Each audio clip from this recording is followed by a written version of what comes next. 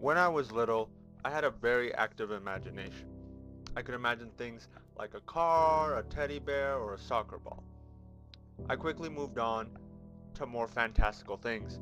I came up with distant worlds with high-tech technology, but when I got to school, our teachers sort of destroyed that imagination. They bogged it down with what they called science, history, and slowly but surely all my classmates lost that initial ability to create ridiculous things. And so that was kind of sad. I was saved halfway through high school, and around that same time, I realized that if I wanted to make the things that I imagined a reality, I had to study a lot.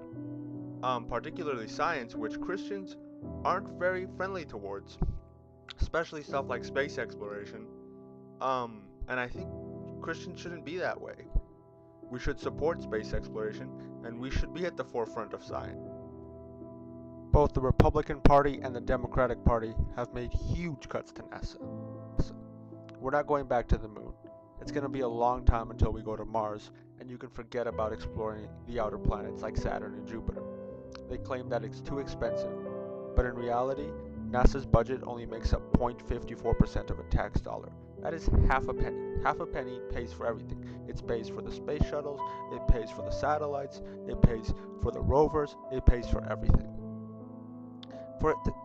Here's a bigger picture thing. The bank bailout that they did a few years ago was larger in scope than all of NASA's budget through their whole history since 1969.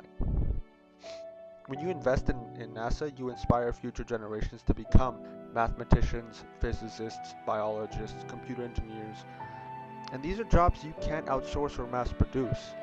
You can't do that.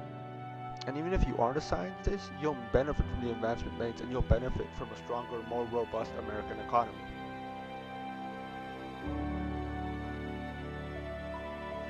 And yet Christians are still hostile towards science, specifically NASA, because they're looking for extraterrestrial life. Not in the terms of UFOs, but in tiny little microorganisms on the surface of planets like Mars. And they think it's wrong because they're looking for that.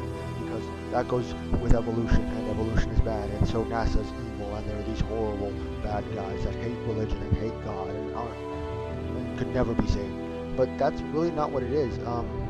It's regardless of what their motives are, they're advancing human discovery.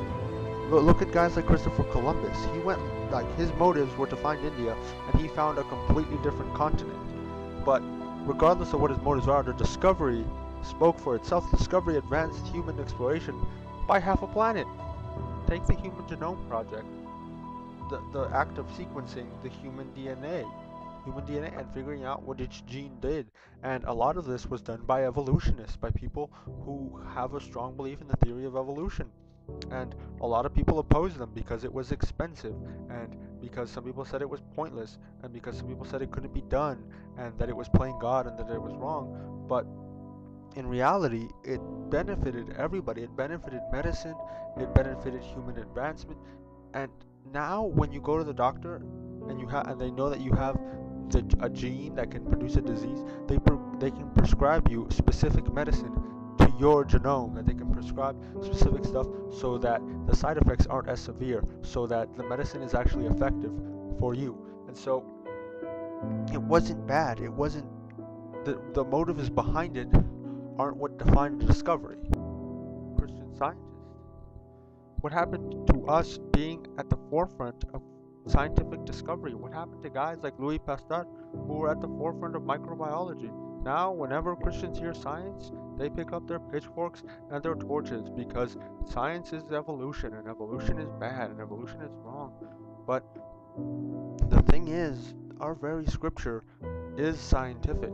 It's not fanciful tales. It's scientific, and it follows a pattern of logic. So the thing is, science and our faith can work together. I mean, God created everything. He created the smallest cell and the largest planet, and we're supposed to discover it. We're entrusted with it. It would be wrong for us to deny it and to not discover it and to hide ourselves up in a monastery because the scientists have science. But we have faith, and through our faith, we should have a better understanding of science, because we will have a better understanding of the Creator, and through that, a better understanding of the creation. vote's coming up in November. Vote for legislation that helps NASA, that advances scientific discovery, that will rebuild the American economy, that will advance the knowledge of the creation and through it the creator.